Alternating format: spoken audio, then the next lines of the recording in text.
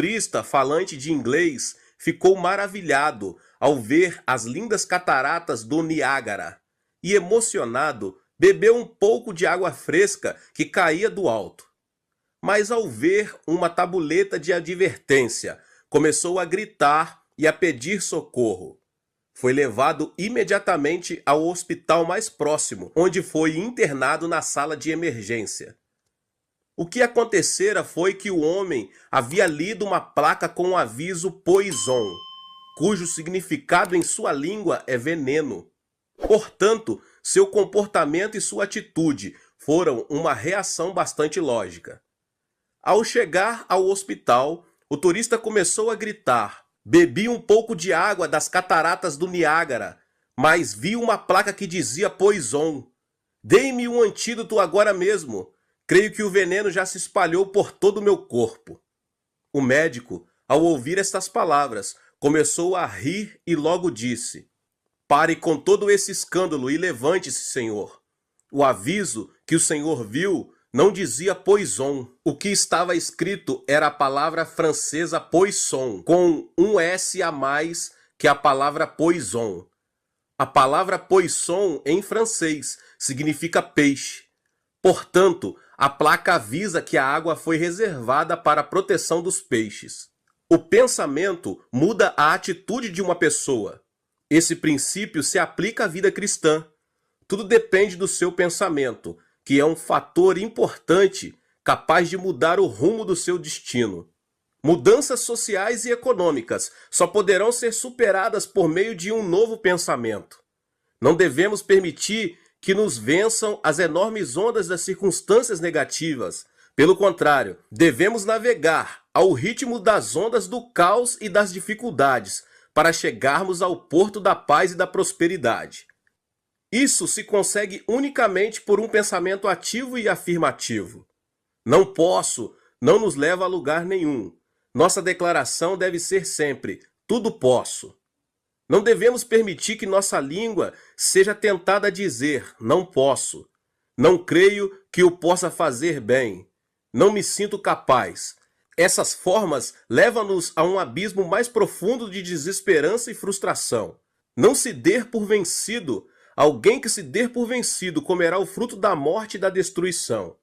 Devemos nos levantar. Quero encorajar você que me ouve agora a dizer: ponha-se em pé agora mesmo e corra para a esperança. Apresento agora 6 princípios espirituais que permitirão alcançar e experimentar a melhor vida que você já imaginou. O primeiro princípio é o princípio do domínio. Encham e subjugam a terra, dominem sobre os peixes do mar, sobre as aves dos céus e sobre todos os animais que movem pela terra. Gênesis 1, 28. No capítulo 1 de Gênesis, Deus escreveu a razão pela qual criou o homem. Façamos o homem à nossa imagem, conforme a nossa semelhança. Domine ele sobre os peixes do mar, sobre as aves dos céus, sobre os grandes animais de toda a terra e sobre todos os pequenos animais que se movem rente ao chão. Gênesis 1, 26. Deus criou o homem à sua imagem e semelhança e ortogou-lhe autoridade para dominar toda a terra. Ao saber dessa verdade, Satanás tentou o homem para tirar-lhe tal autoridade. O homem caiu em tentação e assim perdeu a imagem e a semelhança divinas, e a autoridade para dominar foi destruída pelo mal. Pense na natureza que o homem conseguiu conquistar. Destruiu-a completamente, arruinou ainda sua própria terra. Isso se deve à semente do mal, plantada no momento da desobediência. Todavia, a imagem e semelhança de Deus são restauradas na pessoa que recebe Jesus Cristo como Salvador pessoal. Essa, sim, é uma grande bênção. Assim você e eu, que recebemos Jesus Cristo, fomos transformados para alcançar a plenitude de Cristo ao pregar na cruz o velho homem, no qual foi plantada a semente do mal. Deus tem a autoridade para dominar os transformados, restaurando dessa forma a imagem divina.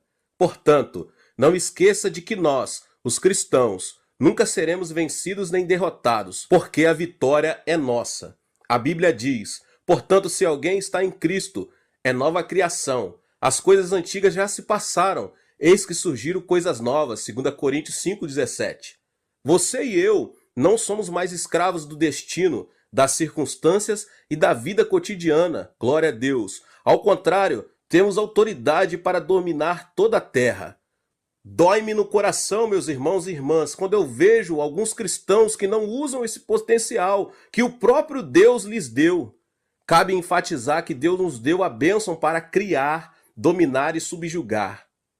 Então, como podemos dominar e subjugar a terra e ser abençoados? Agora eu vou te passar alguns passos. Primeiro passo, você deve ter uma imagem de domínio. Se você deseja dominar as circunstâncias, primeiramente, deve ter uma imagem de domínio. Se mantém uma imagem de inferioridade, de crítica, de fracasso, de pobreza, você nunca poderá contar com a ajuda de Deus. Você já recebeu Jesus Cristo como seu Salvador?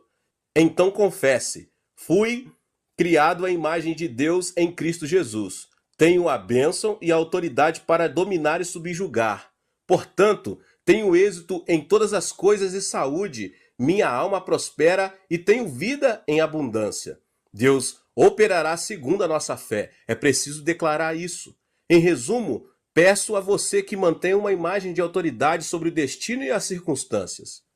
Pessoalmente, cada vez que atravesso por uma enxurrada de dificuldades, costumo meditar nesta linda passagem. O Senhor assentou-se soberano sobre o dilúvio. O Senhor reina soberano para sempre. Salmos 29:10. Baseado nessa palavra, trato de restaurar a imagem de autoridade dentro de mim. Da mesma forma que Jesus Cristo é soberano sobre o dilúvio, eu também tenho a vitória e estou acima do dilúvio. Medite nessa promessa e guarde-a. Aproxime-se de Deus com ações de graça, porque todo temor fugirá e você se encherá de fé. Essa graça não foi dada somente a mim, mas também àquele que recebeu Jesus Cristo em seu coração. Comece a declarar: tenho autoridade para dominar meu destino e minhas circunstâncias. Talvez no passado você tenha seguido o destino e o fatalismo. Agora, porém, é você quem possui o domínio e autoridade sobre o diabo, sobre o pecado, sobre as enfermidades e sobre a pobreza, porque a você foi concedida autoridade para dominar. Nascer de novo não implica de maneira nenhuma submeter-se à pobreza e ao desespero. Pelo contrário, nascer de novo implica nascer como conquistador, como vencedor. Em síntese, meus irmãos, a primeira coisa que vocês devem fazer é ter uma imagem que reflita uma atitude firme de domínio. Aleluia! Em segundo lugar, Deus deve ser a prioridade. Se você realmente deseja viver com autoridade e ter domínio sobre qualquer circunstância, a prioridade número 1 de sua vida deve ser Deus. Por quê, meus irmãos? Porque a função de domínio implica exercer a autoridade de Deus. Consequentemente, se a nossa vida não se relaciona com Deus, não poderemos exercer essa autoridade, pois ela nos será tirada. Por esse motivo, Deus nos faz passar por muitas provas antes de nos outorgar o poder para exercermos tal autoridade. Quando Moisés chegou a Cádiz Barneia com o povo de Israel, Deus lhe disse que mandasse os espias observar a terra de Canaã. Por quê? Por acaso Deus não sabia em que condições estava a terra prometida?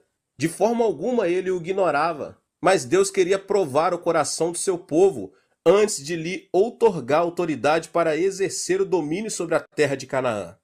Foram 12 os espias que observaram a terra durante 40 dias e 40 noites. Entretanto, 10 deles expressaram uma opinião muito negativa e espalharam entre os israelitas um relatório negativo acerca daquela terra. Disseram: a terra para a qual fomos em missão de reconhecimento devora os que nela vivem. Todos os que vimos são de grande estatura. Vimos também os gigantes, os descendentes de Enaque, diante de quem parecíamos gafanhotos, a nós e a eles.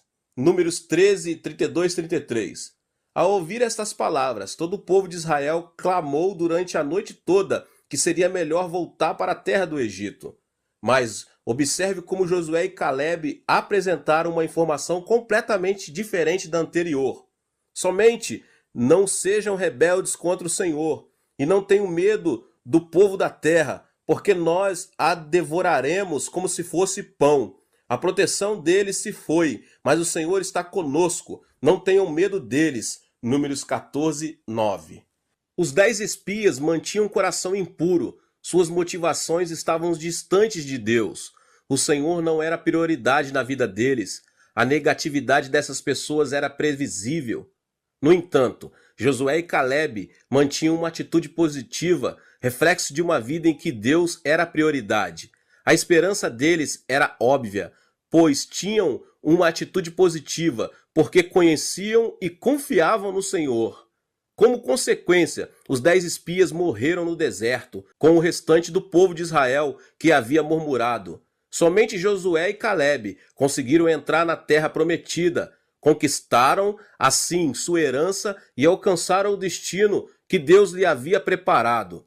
Exerceram a autoridade com o poder que Deus lhe havia dado, por haverem guardado a fé e cultivado uma atitude positiva. Assim como fez Josué e Caleb, Deus prova a nós antes de nos outorgar a autoridade para exercermos o domínio. Isso se assemelha a uma prova de admissão no ensino médio ou a um vestibular para a faculdade. O Senhor submete-nos à prova antes de nos abençoar. Não tenha medo de se submeter a ela, pois sua duração irá até o momento em que você for aprovado satisfatoriamente. Não se esqueça de que é preciso ser aprovado nesse exame.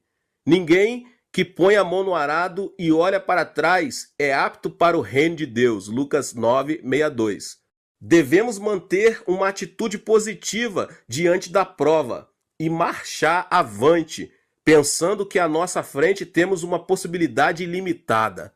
Somente assim seremos aprovados nesse exame e conseguiremos uma vida de autoridade para exercer domínio e subjugar todo tipo de circunstância. O princípio número 2 é o princípio da visualização.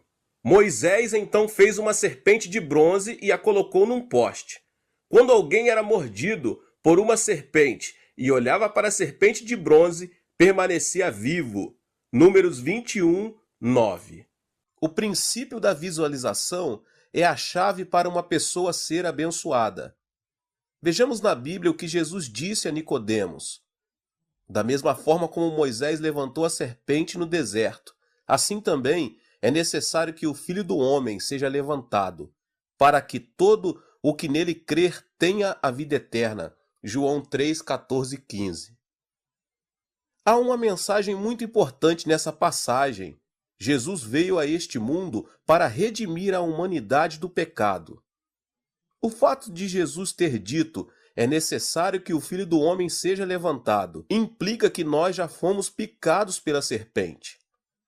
Por causa da desobediência e murmuração, o homem encontra-se no abismo das trevas, roubado, morto e destruído. O mundo encontra-se em meio à escuridão do desespero, oprimido por Satanás. Devíamos morrer por havermos desobedecido a Deus.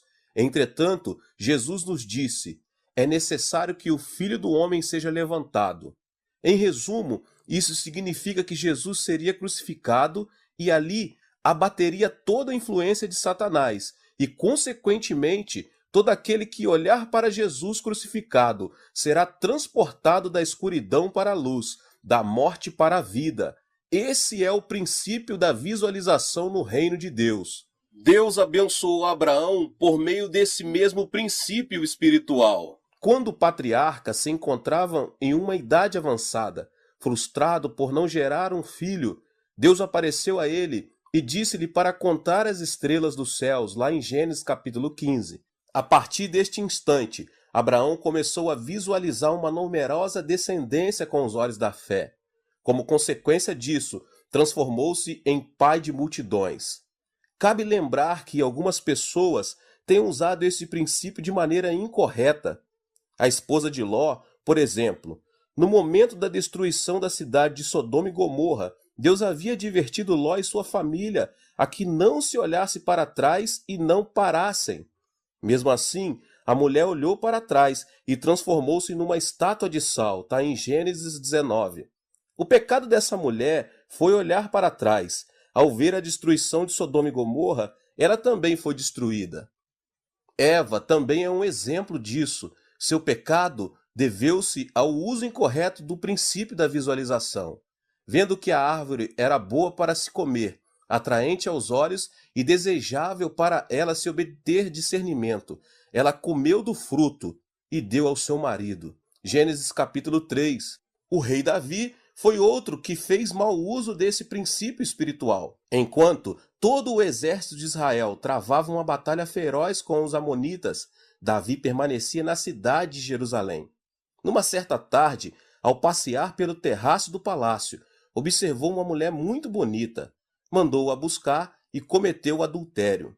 Como consequência, a mulher Betseba engravidou-se. Foi uma situação tão desesperadora que o rei encomendou a morte de Urias, marido da mulher, ao ordenar que ele fosse colocado na linha de frente, contra a qual o combatente era mais violento. 2 Samuel, capítulo 11. O tema da visualização é algo fundamental, meus irmãos. Nossa vida é como o deserto. Há vezes em que cometemos falhas e somos picados pela serpente, o diabo. Que atitude devemos tomar em situações tão terríveis? Devemos olhar para Jesus. O povo de Israel viveu quando olhou, em obediência e fé, para a serpente de bronze que havia sido colocado na estaca. Hoje, nós também podemos desfrutar uma vida abundante de transformação e restauração de nosso espírito, nossa alma e de nosso corpo, de nossas circunstâncias, se apenas por fé e obediência olharmos para Jesus que foi pregado na cruz do Calvário. Agora eu vou lhes mostrar os 5 princípios da visualização no reino de Deus.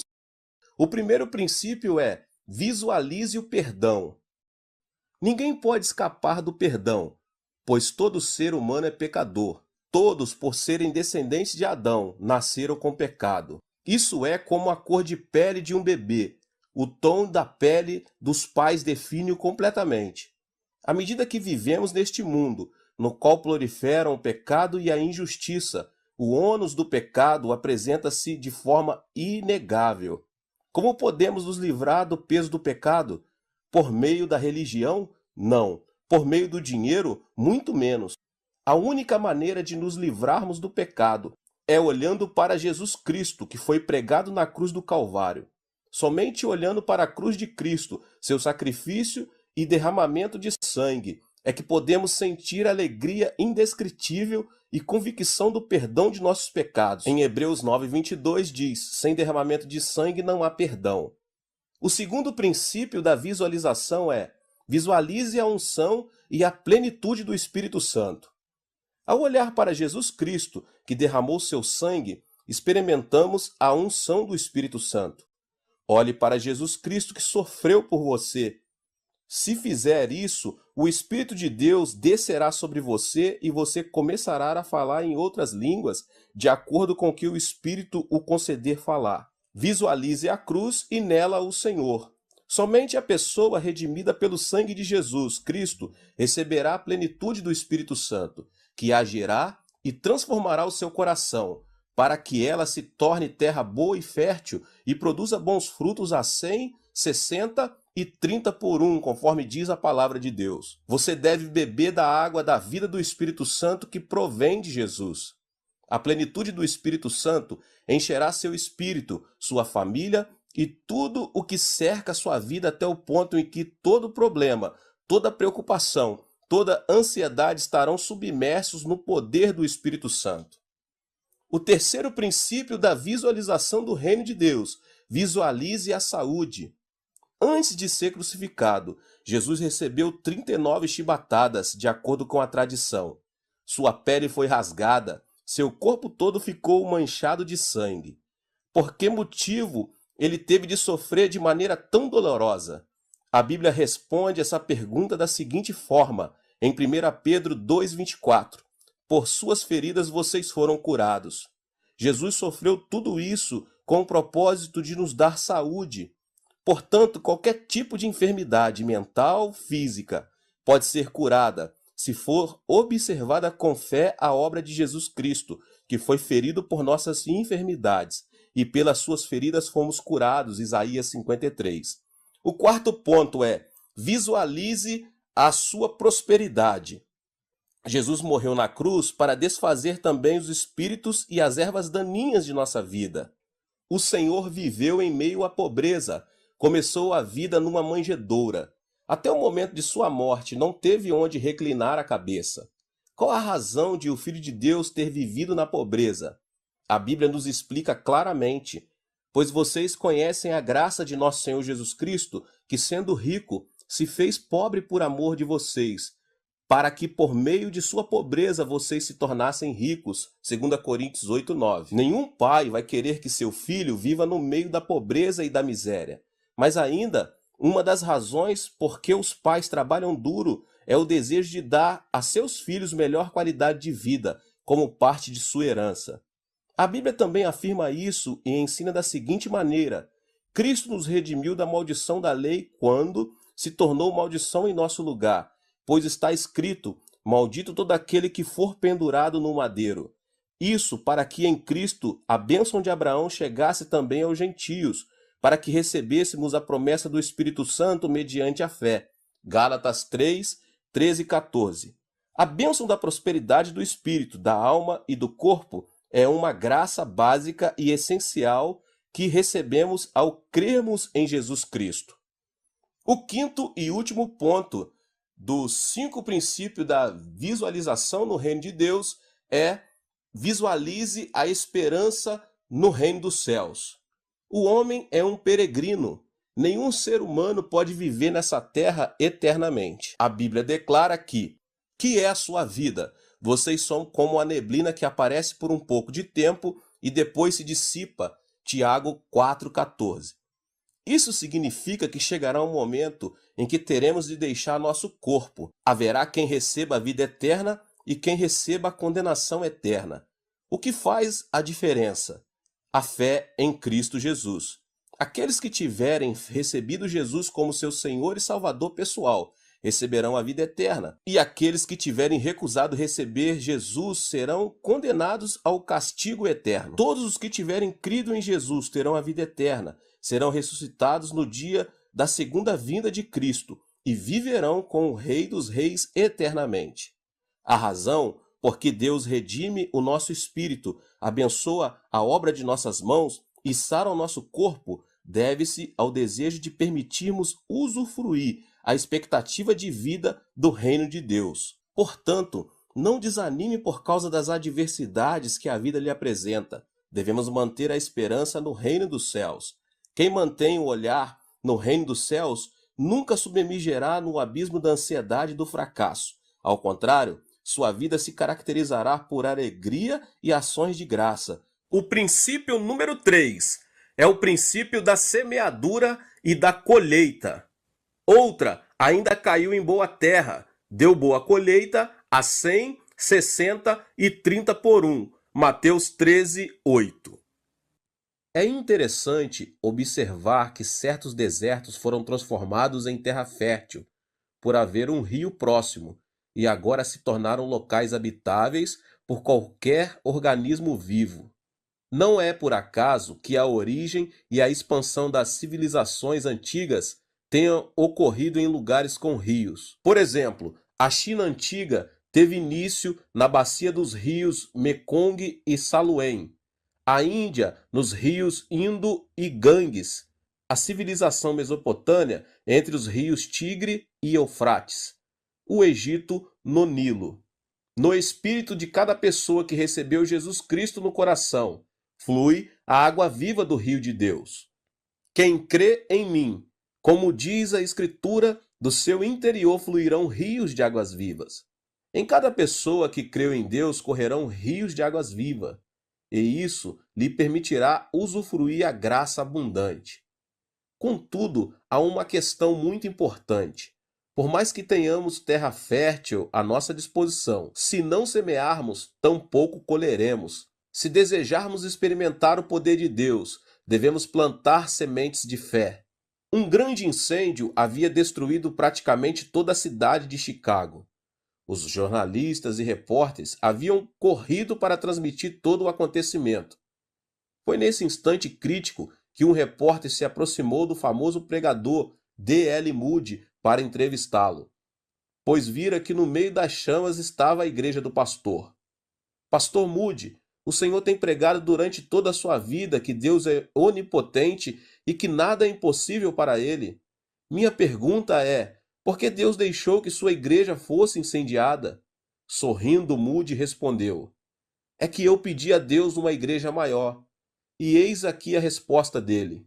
Do ponto de vista financeiro, era muito mais caro demolirmos todo o templo e fazermos outra construção. Agora só precisamos construir uma nova. Ao ouvir a resposta, os repórteres ficaram sem palavras. Moody estava de pijama, pois o incêndio havia acontecido durante a madrugada. O repórter, impaciente, animou-se a perguntar: pastor, então quer dizer que o senhor tem dinheiro suficiente para construir um novo templo? Moody respondeu mostrando-lhe sua Bíblia. Eu saí sem cheque e sem dinheiro nos bolsos, mas tenho nas mãos a melhor caixa forte, aquela que nunca fica sem recursos. Não se preocupem, vocês poderão ver uma igreja ainda maior e mais bonita que será construída em pouco tempo. Logo depois do incidente, Moody cruzou o Oceano Atlântico para realizar grandes cruzadas evangelísticas na Inglaterra, que produziram um terremoto espiritual naquela nação. Ao retornar a seu país, ficou surpreso, pois inúmeras pessoas que tinham participado de suas conferências haviam ofertado com o propósito de construir um novo templo. Graças a essas ofertas, ele conseguiu uma igreja muito maior e muito mais bonita que a anterior. Não se esqueça, lembre-se das palavras do Senhor que poderiam passar os céus e a terra, mas jamais passará a palavra. Chegará um dia em que o homem, a fama, a teologia e as denominações deixarão de existir, mas a palavra de Deus permanecerá para sempre, não mudará. Existem nas Escrituras 32.500 promessas e todas são para você. Não existe nenhum privilégio. Todos têm direito a receber a bênção dessas promessas. Certo dia, enquanto eu ministrava na Europa, um grupo de pessoas se aproximou de mim e disse: Dr. Cho, cremos que o Senhor opera milagres, que Deus ungiu de uma maneira muito especial. Lamento dizer que vocês não têm razão. Os 66 livros da Bíblia não foram dados somente a mim, mas a todos. Portanto, somente quem creu e praticou a palavra, sem duvidar, contará com o poder para ver como os milagres acompanham sua vida. Muitos cristãos hoje não têm a experiência do milagre porque não praticam a palavra. Assim, o problema não está na palavra, mas no coração do homem. A diferença do fruto está na condição da terra, que é o coração do homem. Em Mateus, no capítulo 13, o Senhor Jesus relata a parábola do semeador. Lembre que a terra, o lugar, é o coração do homem. O Senhor nos fala do caminho, do terreno pedregoso, dos espinhos e da boa terra e os comparou. Não se encontrou nenhum fruto nos 3 primeiros casos. Só a semente semeada em terra boa produziu a 100 por 1. Será o caso de dizer que nos 3 primeiros casos não existe nenhum tipo de esperança? Não. A questão está em lavrá-la e trabalhá-la para que se converta em terra fértil. Agora, a semente que caiu à beira do caminho. Enquanto lançava a semente, parte dela caiu à beira do caminho e as aves vieram e a comeram. Mateus 13, 4. Nenhuma ave poderá comer uma semente que tenha caído em terra boa, pois ela cobrirá a semente, que não será vista. Mas a semente que tenha caído à beira do caminho será facilmente vista, e virão as aves e a comerão. Essa parte da parábola refere às pessoas que já têm certo conhecimento da palavra de Deus. Entretanto, não prestam atenção à semente da palavra por causa dos seus interesses e valores seculares. Nenhum cristão que tenha prioridades desorganizadas poderá dar bom fruto. Se ele ama o dinheiro, o trabalho, o esporte ou qualquer coisa mais do que a Deus, sua vida estará fora de foco, estará fora do caminho e nenhuma semente ali caída dará fruto. Não obstante, há esperança para esse tipo de pessoa, já que pode lavrar a terra profundamente e transformá-la. A boa terra não é produto do acaso, mas de um grande esforço e trabalho. Então, como podemos cavar profundamente e transformá-la em terra fértil e agradável? É preciso semear a palavra de Deus. O que significa isso? Significa compreender a palavra. Há cristãos que escutam uma grande quantidade dos melhores sermões e fazem os melhores cursos de discipulado. Entretanto, se a palavra não foi compreendida e posta em prática, de nada serve escutar os sermões e estudar. É fundamental que compreendamos a palavra. Certo dia, fui convidado para pregar numa igreja, num bairro afastado da cidade. Como costumo fazer, empenhei todo o meu esforço para pregar o melhor sermão. Mesmo assim, senti uma grande frieza espiritual. De repente parei de pregar e, acenando para uma mulher idosa, perguntei-lhe: Irmã, a senhora crê em Jesus? Sim, pastor, sem dúvida. Ela retrucou com tanta segurança que sua resposta me deixou sem palavras por um momento. Mas insisti: a senhora está segura de que viverá no reino de Deus eternamente? Ah, não sei. Como vou saber? Sua resposta chamou muito a minha atenção. É alarmante saber que muitos cristãos que confessam haver aceitado a Jesus não têm a segurança da vida eterna e do reino dos céus. Não importa quantos anos tenham de igreja, o primordial é que se realmente a semente da salvação foi plantada no fundo do seu coração. Contudo, aos que receberam, aos que creram em seu nome, deu-lhes o direito de se tornarem filhos de Deus. João 1,12. Saber a palavra não é suficiente, é preciso compreendê-la e crer nela. Esse é o processo de plantar a semente da salvação. A lei da natureza nos ensina que o que é semeado será colhido no momento oportuno.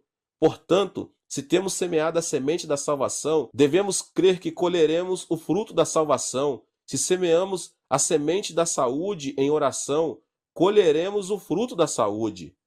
Para semear a semente é necessário primeiro meditar na palavra e, em segundo lugar, uma vida de louvor e adoração.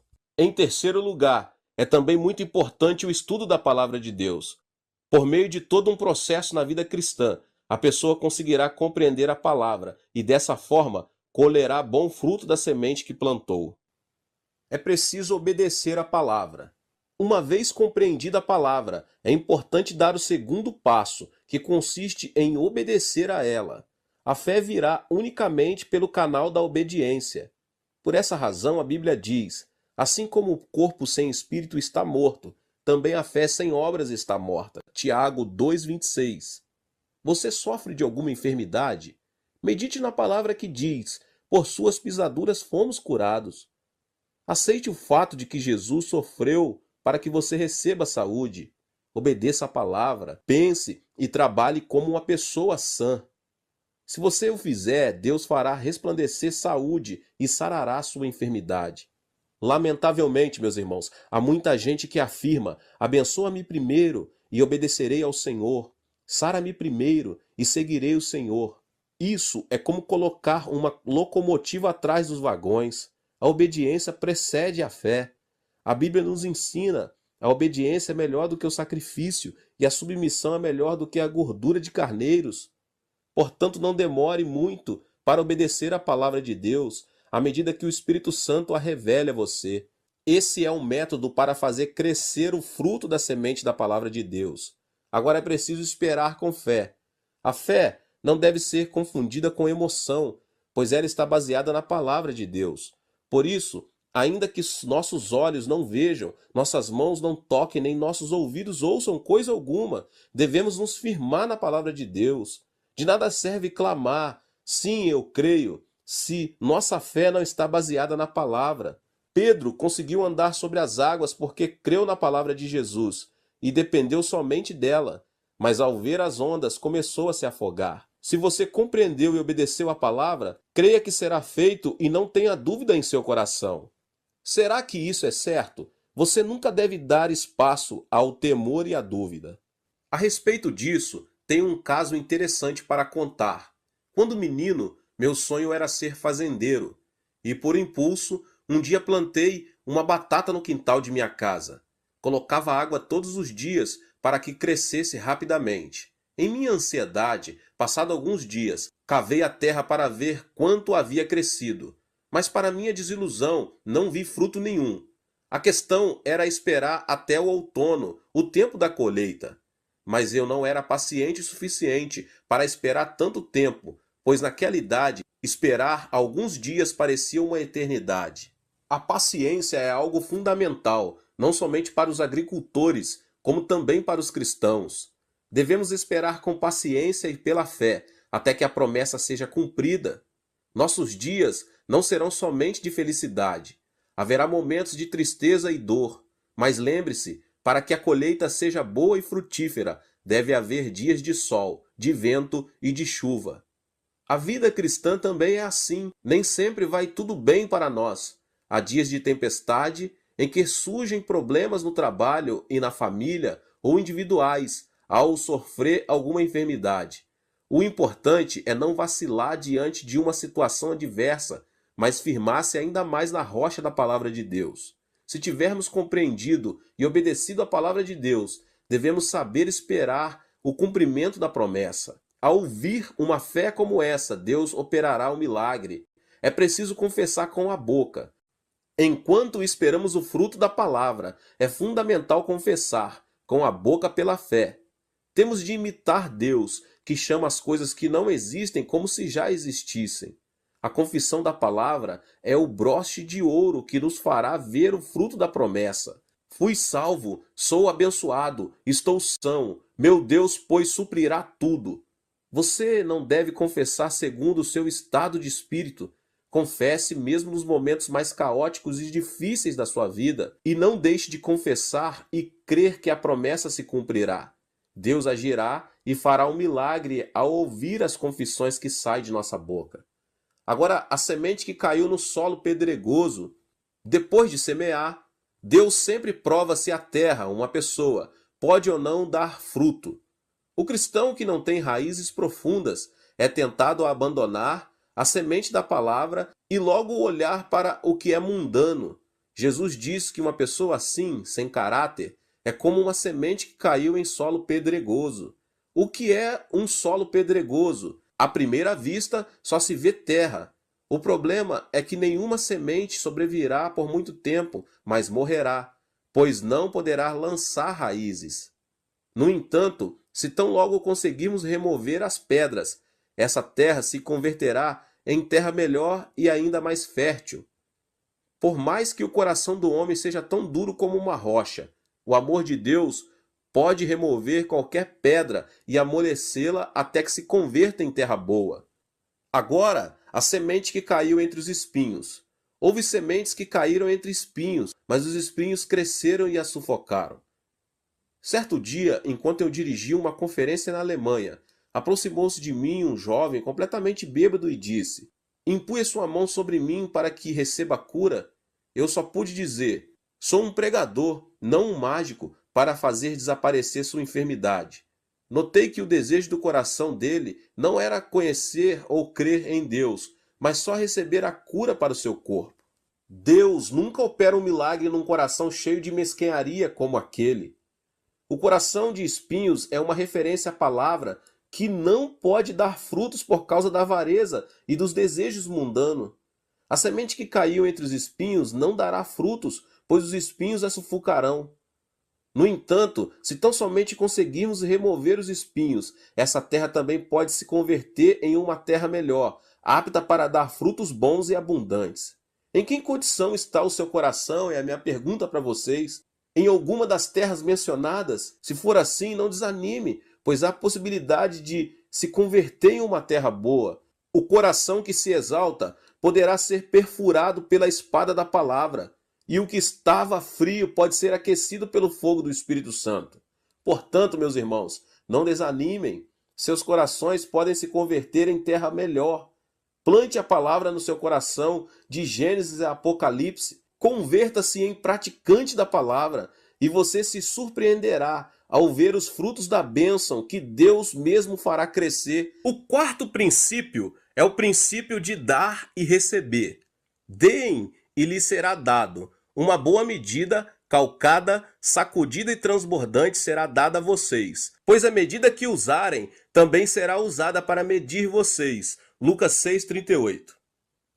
A razão de muitos cristãos terem falta de alegria e motivação deve-se à escassez da vitalidade com relação à fé. Meus irmãos e irmãs, por que há tantos cristãos que precisam de vitalidade? Respondo à minha própria pergunta dizendo que isso se deve ao fato de os cristãos estarem acostumados a receber, não a dar. A plenitude e a unção da graça do Espírito Santo são dadas às pessoas que sabem beneficiar os outros. Nosso coração se enche da alegria do Espírito Santo à medida que pomos em ação esse princípio espiritual e nos convertemos em canais de bênção para os outros. O segredo da bênção de Deus está em dar. O Espírito Santo nos guiará para agirmos e abrirá nosso coração. Nele entrarão o amor, a graça e a bênção de Deus. Eu pergunto para vocês nessa noite, alguma vez você já reparou no Mar da Galileia e no Mar Morto? As águas do Mar da Galileia se dirigem para o Mar Morto. Nunca param, fluem sempre, o que faz com que seus componentes nunca se deteriorem. Comparado às águas do Mar Morto, que são estanques, vemos que os componentes de suas águas se decompõem, o que torna impossível qualquer tipo de vida. Qual é o princípio, meus irmãos? É o dar. Você quer bênção? Então dê. Há muitas pessoas que esperam uma demonstração, uma manifestação de carinho, de amor, de bondade. Devemos aprender a expressar nosso amor para com elas. Não se feche em si mesmo, porque a bênção de Deus nunca é dada a pessoas com esse tipo de personalidade. Deus opera por meio do princípio de dar e receber. Se expressarmos nossa bondade e dermos, Deus nos abençoará a 100, 60 e 30 por 1, medida boa, calcada e transbordante. O reconhecido rei do aço, Andrew Carnegie, disse certa vez: "A razão por que gerencio esta fábrica é meu desejo que cada empregado tenha sua própria conta poupança e viva com esperança." A filosofia desse homem não era só ganhar dinheiro para si, mas para todos os empregados de sua empresa. Como consequência, os empregados fizeram dela uma empresa mundialmente conhecida.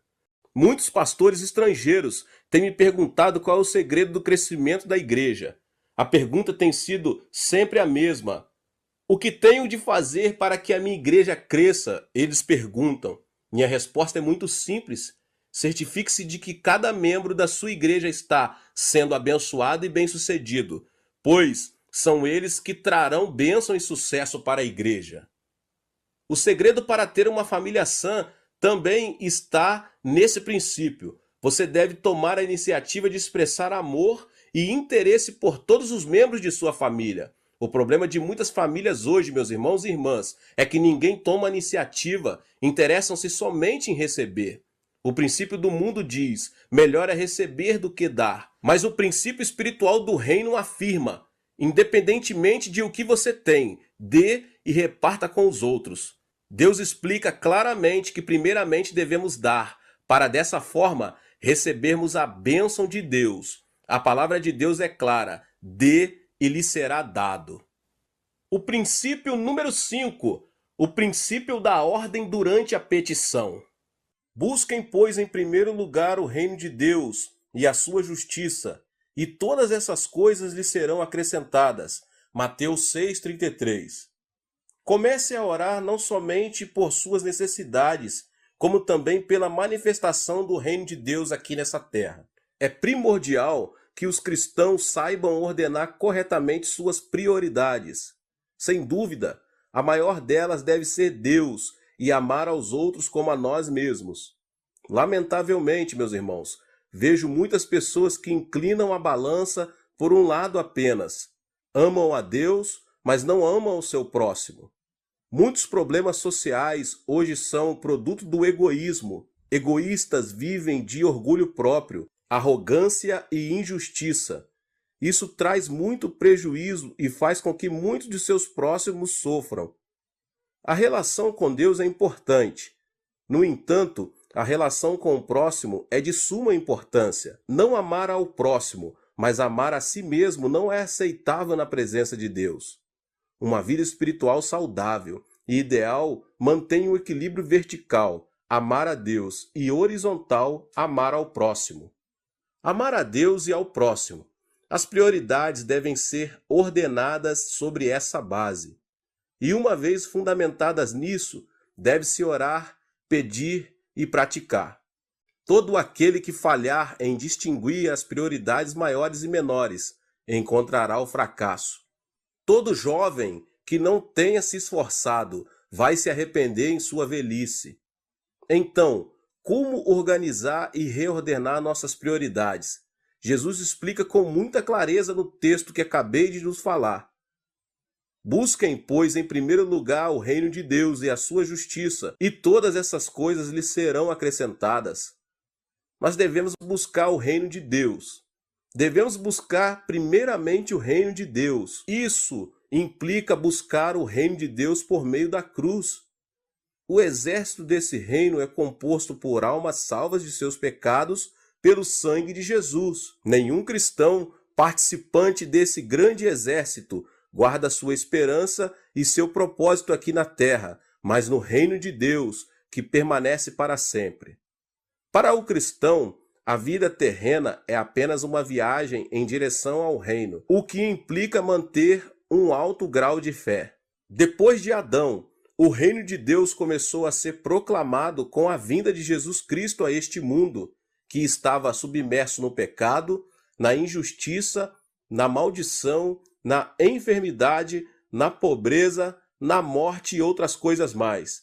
Jesus, por meio de sua vida, revelou que as características do reino de Deus eram o perdão dos pecados, a plenitude do Espírito Santo, a bênção de Abraão, a saúde, a abundância, a riqueza e a vida eterna. Então devemos orar para que essas mesmas características não somente transbordem em nosso ser, como também na vida de nossos semelhantes. Devemos também buscar a justiça de Deus. Nosso dever não consiste somente em buscar o reino de Deus, mas também em fazer todo o possível para que sua justiça seja manifestada no mundo. Os cristãos devem fazer fluir a justiça de Deus em suas próprias vidas. Deus se agrada do justo. É importante também nos ocuparmos da justiça no campo social. Jesus esteve com pecadores, pobres e doentes. Converteu-se em seu amigo e salvador. Jesus trouxe justiça à sociedade. Nós, que nos identificamos como discípulos de Jesus, devemos imitá-lo, esforçando-nos na justiça social. Outra coisa importante é a justiça no âmbito nacional, que não deve estar fora do interesse dos cristãos. É lamentável saber que na Coreia temos injustiça continuamente presente. É triste que o Evangelho não tenha conseguido mudar as estruturas da sociedade coreana ainda. As estatísticas indicam que 25% da população coreana confessa ser cristã. Contudo, não se vêem vestígios de justiça em nossa nação, apesar de mais de 10 milhões de cristãos. Isso deveria ter provocado mudanças, todavia nada acontece. O que significa tudo isso? Significa que nós, os cristãos, temos falhado nessa missão, que consiste em realizar a justiça de Deus aqui na terra. Onde não há justiça, proliferam a aridez e a hipocrisia. Portanto, os cristãos devem avançar em oração e serem persistentes para que a justiça flua no âmbito pessoal, social e nacional. O cristão é quem mantém uma dupla relação com Deus e com o próximo, a sociedade. O fato de permanecer circunscrito às paredes do templo, orando e jejuando, sem se interessar pelo sofrimento e pela injustiça social, é sinal de decadência espiritual da igreja. Jesus explicou que, se buscarmos primeiramente o reino de Deus e sua justiça, todas essas coisas serão acrescentadas. Se neste momento a justiça divina proliferasse nos âmbitos financeiros, governamental e social, a distribuição correta das riquezas acabaria por completo com a pobreza, o suborno, a injustiça, o pecado, a violência, os roubos e outras coisas mais. Então, consequentemente, comece a orar não somente por suas necessidades, como também pela manifestação do reino de Deus aqui nessa terra. Essa é a ordem correta que você deve manter para que os problemas casuais desapareçam.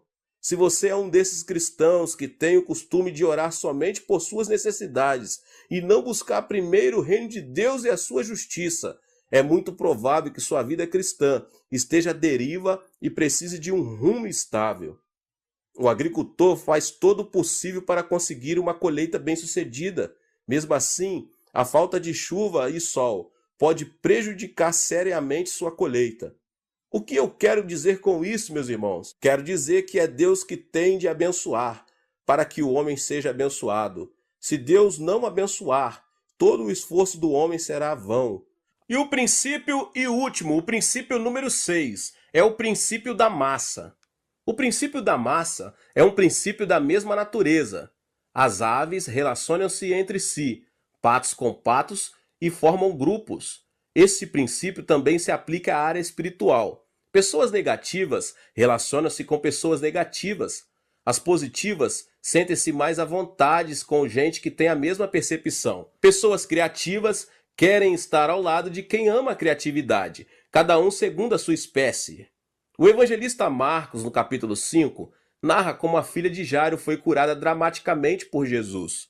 Certo dia, enquanto Jesus pregava a uma grande multidão à beira do mar, veio a seu encontro um homem chamado Jairo, dirigente da sinagoga, pedindo-lhe que curasse sua filha, que estava gravemente enferma. Enquanto se dirigiam para a casa onde estava a menina doente, chegaram alguns servos da casa e disseram: "Sua filha morreu. Não precisa mais incomodar o mestre." Contudo, Jesus encorajou Jairo, dizendo: "Não tenha medo, tão somente creia." E seguiu seu caminho. Como era de esperar, havia um grande alvoroço na casa por causa da morte da menina. Ao notar isso, Jesus disse: "Por que todo esse alvoroço e lamento? A criança não está morta, mas dorme." Em Marcos 5:39. Ao ouvir essas palavras, as pessoas começaram a rir de Jesus. Ele, porém, mandou que todos saíssem, com exceção de alguns íntimos. Entrou onde estava a menina e realizou o milagre. Podemos notar aqui que Jesus usou o princípio da massa para curar a menina. O Senhor deixou junto de si apenas os que tinham fé. Nossa vida depende de pessoas com as quais nos relacionamos e mantemos comunhão permanente. Se você se reúne e tem comunhão com pessoas de fé, você se converterá numa pessoa de fé. Se sua comunhão é com gente positiva, você será alguém positivo. Esse princípio aplica-se também com a relação à bênção de Deus. Se deseja receber a bênção de Deus, você deve ter comunhão com gente abençoada. O poder de Deus é o mesmo ontem, hoje e pelos séculos dos séculos. A luz de Deus, porém, não se manifesta a pessoas incrédulas, somente a homens e mulheres de fé.